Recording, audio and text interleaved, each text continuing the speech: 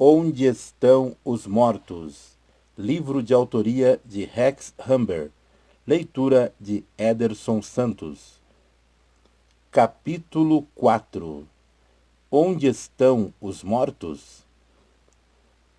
A questão onde estão os mortos tem preocupado quase todas as religiões desde que o homem apareceu pela primeira vez na face da terra. Os antigos gregos diziam que os mortos iam para as ilhas dos bem-aventurados, para serem julgados por 3 representantes do mundo subterrâneo. Se o morto tivesse sido uma boa pessoa e os 3 juízes assim o estabelecessem, lhe dariam um passe para entrar nos Campos Elíseos. Ali, de acordo com a mitologia, os mortos ficariam numa terra de sol e de música, e de ar fresco e agradável. As almas boas viveriam ali para sempre, entre as alegrias muito simples de flores e córregos. Outras religiões já viam de outra maneira a residência final dos mortos. Os romanos diziam que a eternidade era um espelho ensombrado desta vida. Os maometanos acham que os mortos serão recompensados ou punidos pelo que fizeram em vida. Os hindus e budistas dizem que as almas nascerão de novo, e de novo, e de novo, até alcançarem a bem-aventurança eterna.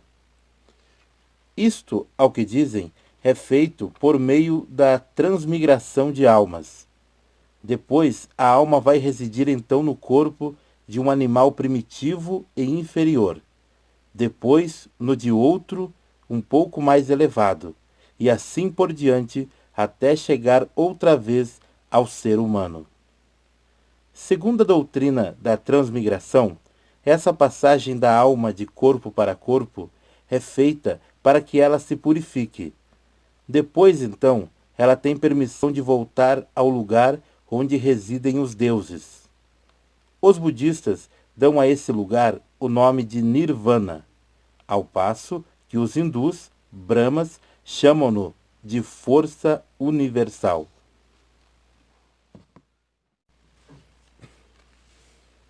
Quem está certo? Neste mundo de tantas religiões e tanta confusão, perguntamos: quem é que está certo? A resposta é muito simples. A verdade foi revelada na Bíblia, que é a palavra de Deus, e que, portanto, não permite especulação. A Bíblia diz claramente que uma das principais razões pela qual Jesus veio à Terra foi para nos mostrar exatamente como podemos obter vida eterna. A Bíblia diz: foi Ele que nos deu Jesus Cristo, antes mesmo do início do mundo, e agora se manifesta outra vez pelo aparecimento de nosso Salvador, Jesus Cristo, que aboliu a morte e trouxe imortalidade para nós, através das Escrituras. 2 Timóteo capítulo 1, versículo 9 e versículo 10. Note-se que a imortalidade sempre existiu, mas coube a Cristo trazê-la à luz, para que pudéssemos saber o que ela é e como obtê-la. Graças à Bíblia e à revelação de Jesus Cristo, não precisamos ficar confusos, nem nos deixar guiar por caminho errado em nossa busca da ventura eterna. Para compreender melhor os ensinamentos da Bíblia e a esse respeito, basta olhar o hebraico do Velho Testamento e o grego do Novo Testamento. A palavra hebraica Sheol era usada para designar o lugar onde moram os espíritos dos mortos, e é mencionada 65 vezes na Bíblia. Na versão do rei Tiago, que foi traduzida, por sua vez, para praticamente todas as línguas do mundo, essa palavra é traduzida como sepulcro 31 vezes, como inferno outras 31 e como precipício 3 vezes. Na versão grega do Novo Testamento, essa palavra é traduzida como Hades. É importante ter isso em mente para que possamos compreender onde estão os mortos. No Novo Testamento, existem 3 diferentes palavras gregas que foram traduzidas em inglês com o termo hell, ou seja, inferno. No inferno de Lucas, capítulo 16, versículo 22 e 23, por exemplo, é a palavra grega Hades.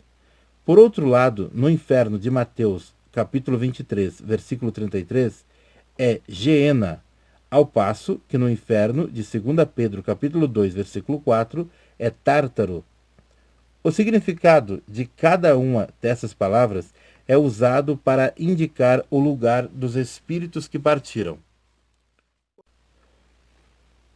O certo é que essas três palavras gregas têm diferentes significados básicos. Hades é o Sheol do Velho Testamento e o lugar onde os mortos impuros hão de ficar após o julgamento perante o grande trono branco de Deus. Tártaro se refere à prisão dos anjos perdidos. Esses anjos são mencionados em Judas, versículo 6. Lembrem-se dos anjos que não ficaram dentro dos limites da sua autoridade, mas abandonaram o lugar onde moravam. Eles estão amarrados com correntes eternas, lá embaixo, na escuridão, onde Deus os está aguardando para aquele grande dia em que serão julgados. É evidente na Escritura que o Sheol do Antigo Testamento é o Hades do Novo Testamento. Isto é decisivamente ilustrado em Atos capítulo 2, versículo 27, onde é citado o Salmo 16, verso 10, traduzindo-se o Sheol do Antigo Testamento como Hades no Novo Testamento. A palavra usada no Velho Testamento para sepultura, no sentido de lugar de repouso do corpo, é keber. A palavra grega menemeion quer dizer a mesma coisa no Novo Testamento. A distinção entre Sheol e sepultura é a mesma em toda a Escritura. Nunca se dizia que o corpo ia estar em Sheol ou Hades, nem que o espírito ia estar na sepultura. Portanto, Sheol e Hades são usados consistentemente em ambos testamentos para indicar a paragem dos espíritos mortos. A sepultura é apenas um depósito onde o corpo vai deteriorar e voltar para o pó original. Cristo esclareceu. Antes da vinda de Cristo, pouco se sabia sobre Sheol ou Hades. Ele é que trouxe à luz todos os fatos relativos a esses lugares. Na verdade, o Antigo Testamento não distingue entre o lugar de repouso dos que morreram virtuosamente e dos que morreram em pecado. O Sheol era para uns e outros. Isto não é de surpreender quando nos lembramos de que foi preciso um sacrifício de Cristo para tornar possível essa distinção. O Antigo Testamento diz apenas que todos os mortos iam para o Sheol. Não faz distinção alguma entre os lugares dos bons e dos maus. Portanto, antes de Cristo, só existiam sombras muito vagas da vida de após-túmulo. Ela era apenas uma leve esperança ou uma terrível ameaça. Quando Jesus veio, deu-nos a percepção da vida eterna. Um de seus mais preciosos ensinamentos a esse respeito foi aquela parábola sobre o rico e o Lázaro. O acontecimento é narrado por Lucas, capítulo 16, versículos 19 até o 31, e contém uma descrição do aspecto físico do lugar onde ficavam as almas dos mortos nos dias do Antigo Testamento. Cristo contou: havia um homem rico que vestia roupas muito caras e sempre dava grandes festas. Havia também um homem pobre e cheio de feridas, chamado Lázaro, que costumava sentar-se junto ao portão do rico. Lázaro ficava esperando para encher o estômago com as migalhas que caíam da mesa do rico. Até os cães vinham lamber suas feridas. O pobre morreu e foi levado pelos anjos para junto de Abraão, na festa do céu. O rico também morreu e foi enterrado. E já no inferno, ergueu os olhos entre tormentos e viu Abraão lá longe e Lázaro ao seu lado. Então gritou: Pai Abraão, tenha pena de mim. Mande que Lázaro molhe o dedo na água e venha refrescar minha língua, porque estou sofrendo muito neste fogo. Mas Abraão respondeu: lembre-se de que você recebeu em sua vida todas as coisas boas, porém Lázaro só recebeu o que era mal. E agora ele está aqui gozando tudo isso, enquanto você está sofrendo. Além disso, há um grande abismo entre nós, de modo que os que querem atravessar daqui até vocês não podem, como também os de lá não podem passar para cá. Nesse caso, pai Abraão, disse o rico, peço que mande Lázaro até a casa de meu pai, porque tenho 5 irmãos. Deixe que ele vá e os avise, para que assim não venham para este lugar de sofrimento. Nessa parábola de Cristo, Sheol é um lugar com 2 compartimentos. Um deles é de tormentos e sofrimentos. É onde iam parar a alma dos pecadores. No outro compartimento, chamado Paraíso, ou Colo de Abraão, era um lugar de repouso e conforto. O paraíso, portanto, era o lugar onde esperavam as almas das pessoas de bem. É no tormento do Sheol, ou do Hades, que o rico ergue os olhos para ver o pobre ao lado de Abrão. Ele estava bem ciente da tortura que vinha sofrendo nas chamas e expressava o desejo de que seus irmãos vivos, lá na terra, fossem avisados de que não deviam reunir-se a ele na tortura das almas condenadas.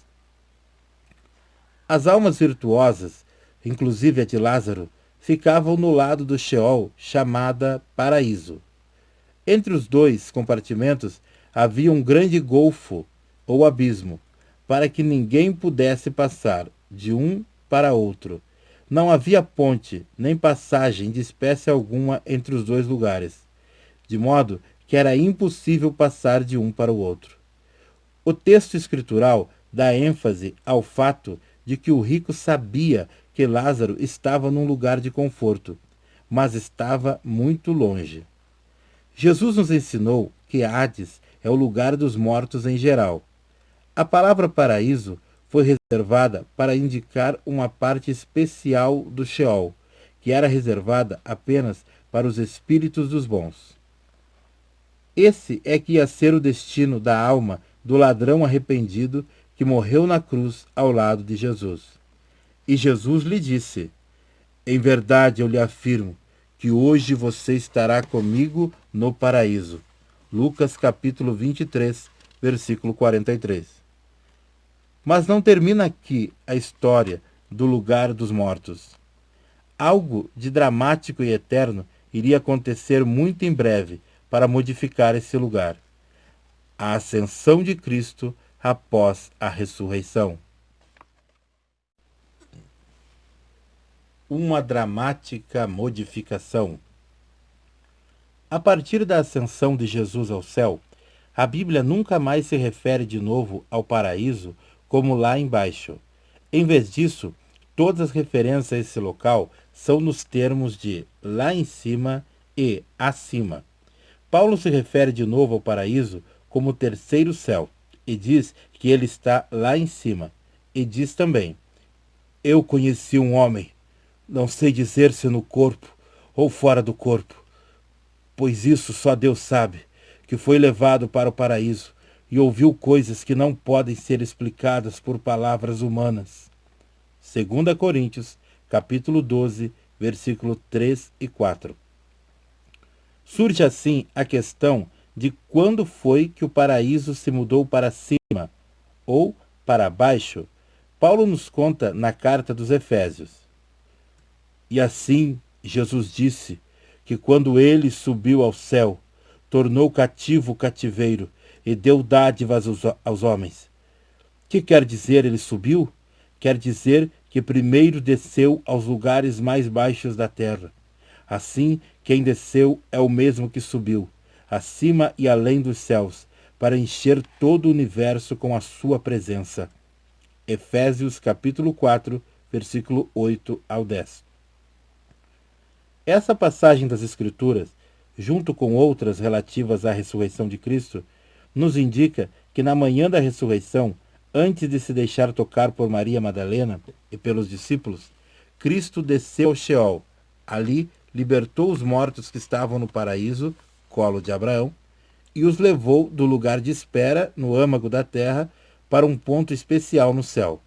Foi então que cativou o cativeiro, ou a multidão de almas cativas das almas justas, que estavam aguardando no Sheol, Hades. Hoje em dia, quando morrem crentes, não vão mais para o Hades. Vão direto para junto de Cristo.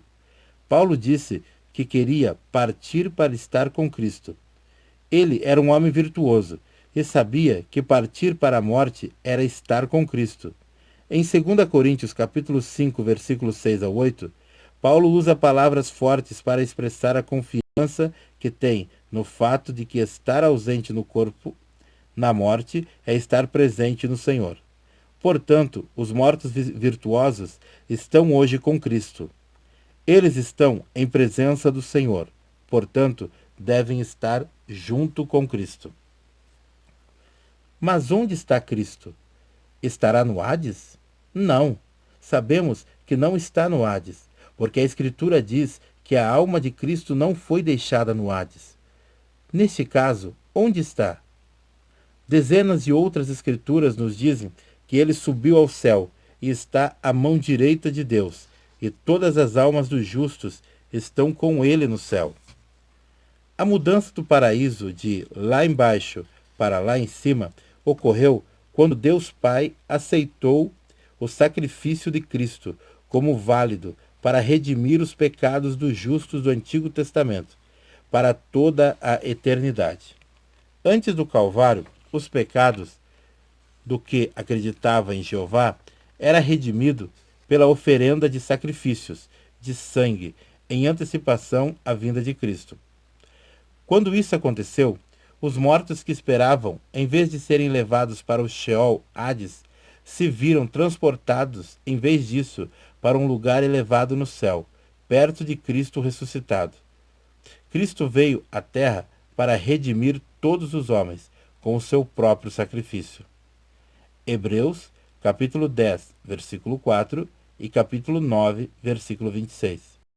E, portanto, tinha poder bastante para mudar o paraíso do Sheol, Hades, para um lugar embaixo do trono de Deus, no terceiro céu. Apocalipse, capítulo 6, versículo 9.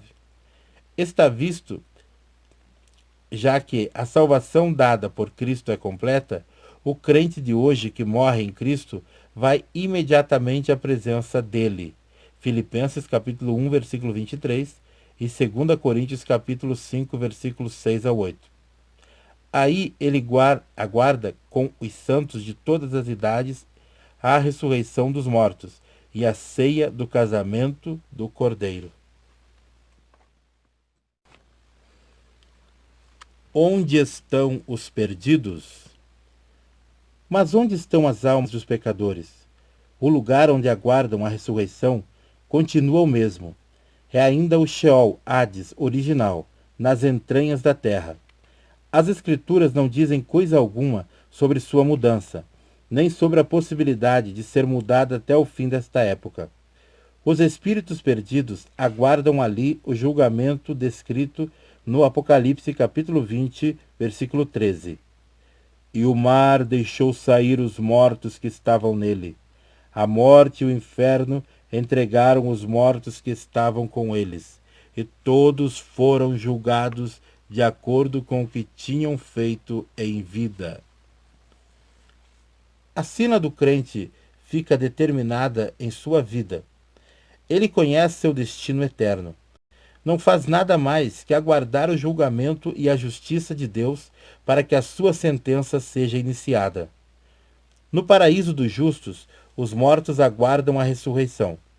Segundo Paulo, o paraíso está no terceiro céu, que é chamado céu dos céus, onde está o trono de Deus. Neemias capítulo 9, versículo 6, Hebreus capítulo 8, versículo 1 e 2 Coríntios capítulo 12, versículo 1 ao 4.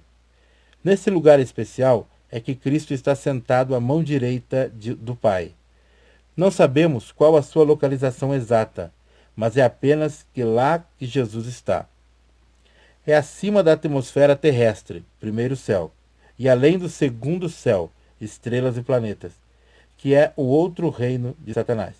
Atos capítulo 14, versículo 17 e Efésios capítulo 6, versículo 12. A localização do terceiro céu é desconhecida na Terra, mas parece estar ligada à vastidão do espaço, no céu do norte do universo. Isaías capítulo 14, versículo 12 ao 14. Onde é o paraíso? As escrituras sempre se referem ao céu lá em cima. Mas o que é esse lá em cima? É como se disséssemos que fica em ângulo reto com a superfície da Terra. O que significaria então que está numa direção diferente em relação a cada ponto da Terra? Do ponto de vista de uma pessoa da América do Norte e de outra na China, estaria em direções exatamente opostas. Assim sendo, lá em cima pode ser qualquer lugar e nenhum lugar. A expressão lados do norte em Isaías 14 levou alguns estudiosos do assunto a notarem que o que se quer dizer aí é nas partes mais longínquas do norte. Deus também diz no Salmo 75, verso 2 ao 7: Quando eu receber a congregação, vou julgá-la de pé, pois a promoção não vem do leste, nem do oeste, nem do sul. Deus é que é o juiz. O que subentende aqui é o trono de Deus, onde ele recebe a congregação e julga retamente, fica ao norte.